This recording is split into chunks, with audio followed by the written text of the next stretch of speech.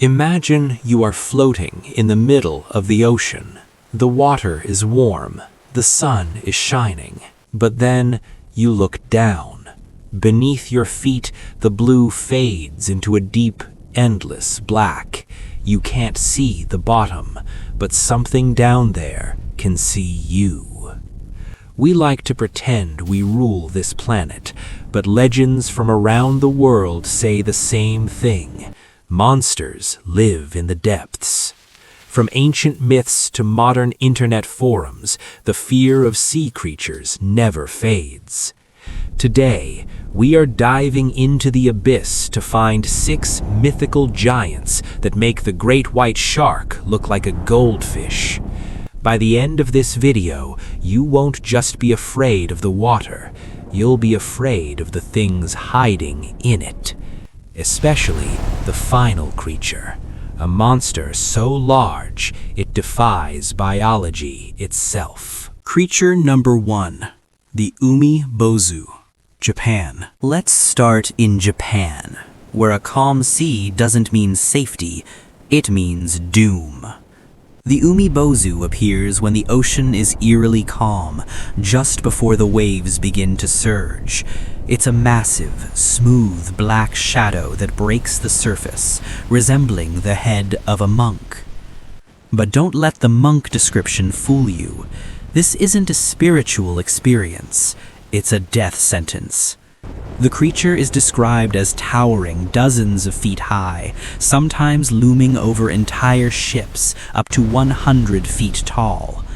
It has massive gray arms with fingers the length of a ship's mast.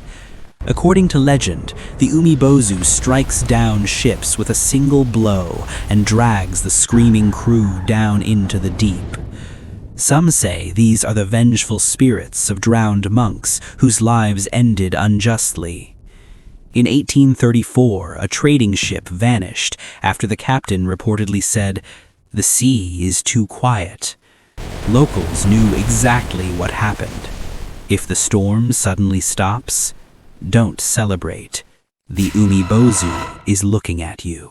Creature number 2, the Qalupalik, the Arctic. But at least you can see the Umibōzu coming. Our next creature prefers to hide where you feel safest, right under the ice. Inuit children are taught one rule: never go near cracks in the ice. If you hear a bubbling sound like boiling water, it's already too late. That sound is the Qalupalik. This isn't just a monster, it's a kidnapper.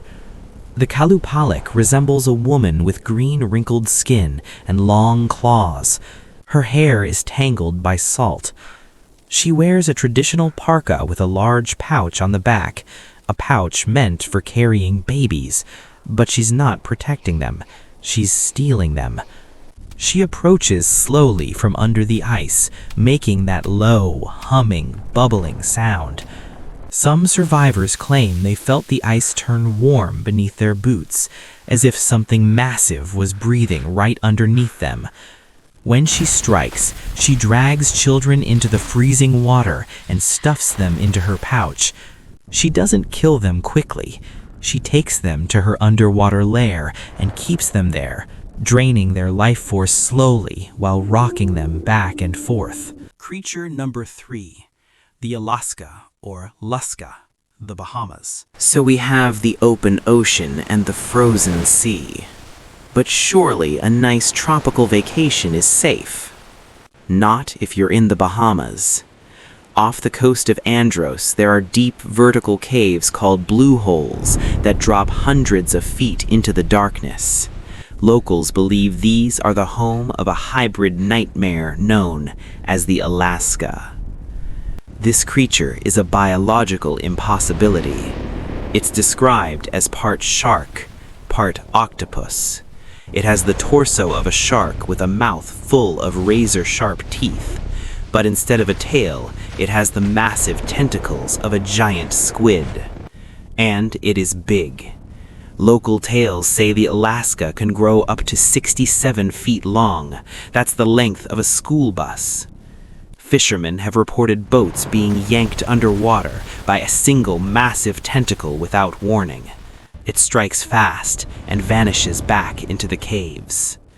Scientists think this might be an exaggerated account of a giant squid or colossal octopus, which can reach 43 feet. But the blue holes contain sealed-off ecosystems that are less explored than the moon. So if something prehistoric is hiding down there, we wouldn't know until it grabbed us. Creature 4. The Nuckelavee, Scotland.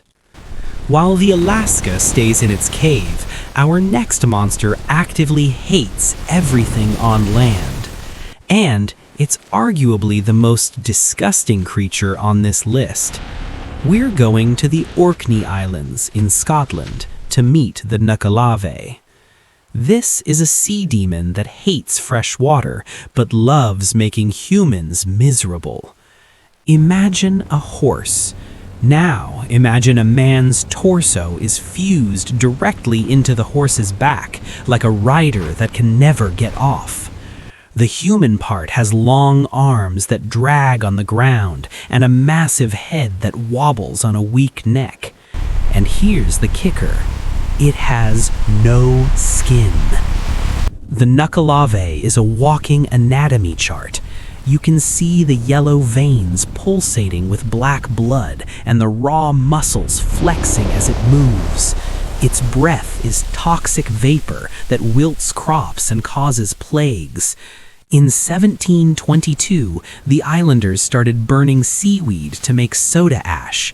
The smell enraged the Nuckelavee, sending it on a rampage that killed cattle and horses across the islands. It's a demon of pure pollution and decay. If you see it crawling out of the surf, don't run inland, run to a stream. Like many sea monsters, it cannot cross fresh water. It will just stand on the other side, skinless and steaming, watching you with its one burning red eye. Creature number 5, the Bakunawa, from the Philippines. From a skinless horse to a serpent that eats the sky. In the Philippines, the ocean isn't just full of monsters, it's home to a god killer, the Bakunawa. This isn't just a sea serpent, it's a cosmic threat. The Bakunawa is described as a giant sea serpent so enormous that its length is compared to entire islands.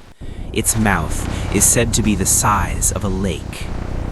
Ancient legends say that this creature once rose from the ocean depths with a very specific goal: to swallow the moon. Whenever a lunar eclipse occurred, people believed the Bakunawa had returned to finish the job. Imagine looking up at the sky and realizing the darkness isn't a shadow, it's a mouth. To stop it, entire villages would rush to the shore, banging drums and lighting fires to scare the beast into spitting the moon back out. But the Bakunawa wasn't just about eclipses. Its movements in the deep caused earthquakes, droughts, and floods. Even today, when the sea falls silent before a storm, some fishermen believe the serpent has awakened. Creature number 6.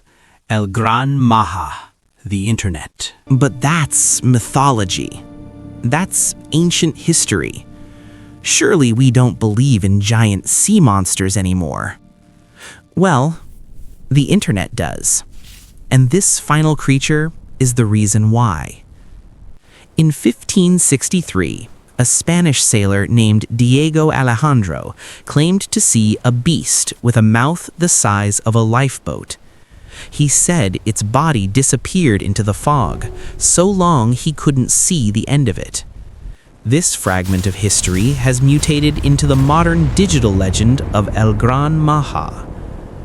If you think the blue whale is big, you are thinking too small. El Gran Maja is described as being up to 2,215 feet long. That is nearly half a mile of predator. Its body resembles a deep-sea eel, but its face is the stuff of nightmares. It has 6 eyes arranged in 2 rows across its forehead, adapted for absolute darkness. Its eyes are small, pale, and dead. It glides silently through the dark like a moving shadow. This creature has become a massive figure in online cryptid communities, complete with fictional records and fan art. But the reason it went viral isn't because we have proof. It's because we have fear. We know the ocean is deep. We know we haven't seen 80% of it.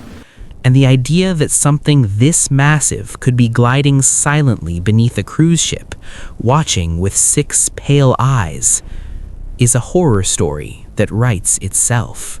Maybe it's not real, or maybe we just haven't looked deep enough yet. Which of these sea giants would you least like to meet in a dark pool? Let me know in the comments. And remember, if the water feels a little too warm, get out. Sleep tight.